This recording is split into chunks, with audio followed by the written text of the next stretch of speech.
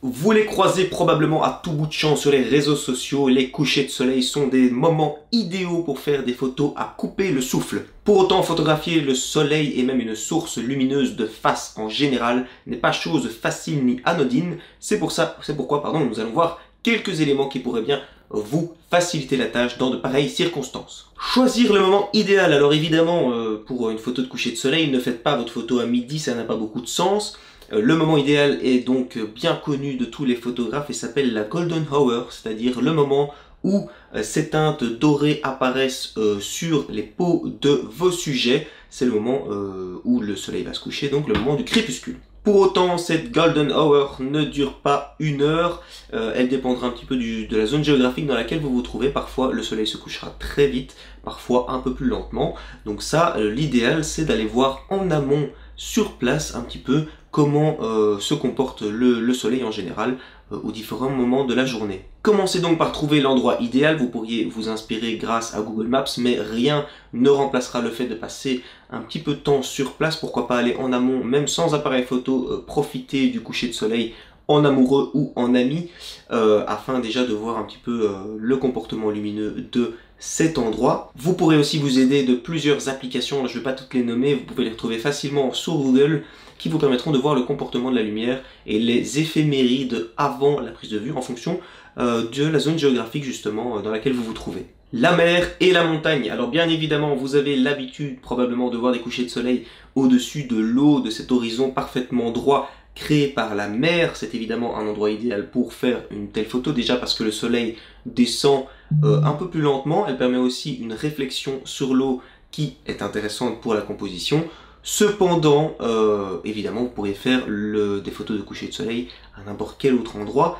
Par exemple, avec une composition à la montagne, ça peut être très très graphique aussi. Si possible, vraiment prenez le temps de faire du repérage, d'aller en amont à l'endroit, mais même en général, essayez d'analyser un peu les teintes de couleurs en fonction des différents moments de la journée. Ça ne pourra que vous faire grandir. Amusez-vous à rester sur place le soir. Comme ça, vous pourrez faire les photos du coucher de soleil, peut-être même la nuit, vous pourrez en profiter pour faire de l'astrophotographie et profiter aussi du lever du soleil parce que si on parle souvent du crépuscule, on l'oublie un tant soit peu, je trouve, cette aube finalement où la brume commence à se lever, ça peut parfois donner place à de très très belles compositions aussi. Profitez-en donc pour passer un bon moment en famille ou entre amis. Profitez aussi de l'instant présent, c'est aussi ça la photo. Afin vraiment d'avoir le rendu idéal dans votre photo, celle que vous avez en tête, n'hésitez pas à jouer avec la balance des blancs qui pourra encore réchauffer vos couleurs. Je vous mettrai un petit lien là qui vous renverra vers une autre vidéo dans laquelle on parle justement de l'incidence de la balance des blancs sur la Golden Hour.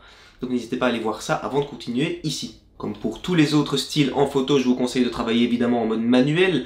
Commencez avec un ISO relativement faible puisque vous avez une source de lumière de face, a priori ça ne devrait pas poser de problème. Commencez avec un diaph aux alentours de 8-11, si vous avez un paysage ça vous fera profiter d'une large profondeur de champ. Et puis choisissez la vitesse idéale afin d'exposer convenablement votre image. N'hésitez pas à utiliser un filtre et ou un trépied. Pour avoir le rendu parfait, vous pourriez utiliser un trépied si vous mettez un temps de pause relativement long en fonction du rendu que vous voulez donner dans votre image. Cependant, l'utilisation d'un filtre peut aussi s'avérer très intéressant.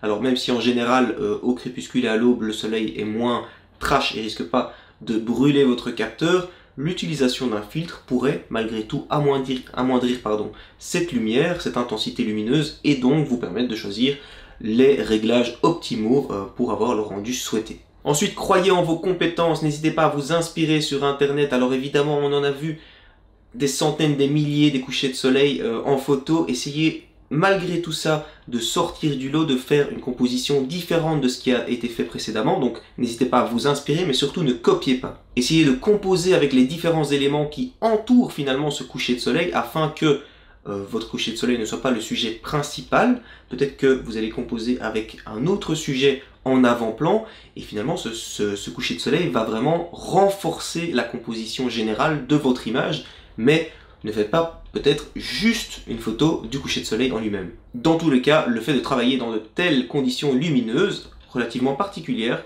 ne pourra que améliorer vos compétences en photo. Sixième élément, la composition. Alors en général, lorsqu'on fait de la photo, on fait très attention à la composition, mais ici, comme je vous le disais, peut-être que le fait d'utiliser ce coucher de soleil comme un élément de composition qui viendra appuyer un sujet plus fort à l'avant-plan, au moyen plan, sera plus intéressant que de simplement photographier le soleil. Utilisez éventuellement un modèle qui viendra se poser devant ce coucher de soleil, qui viendra se détacher un peu comme une ombre chinoise et qui rajoutera de l'originalité dans votre composition. Attention bien évidemment à l'horizon lorsque vous faites de la photographie de paysage en général. N'hésitez pas à faire plusieurs photos d'affilée en fonction de la hauteur du soleil qui va progressivement disparaître jusqu'à s'effacer complètement derrière le paysage, derrière l'horizon. Et septième élément, patience. Alors s'il en faut pour tous les styles de photographie, lorsqu'on travaille avec les éléments de la nature, il en faut davantage.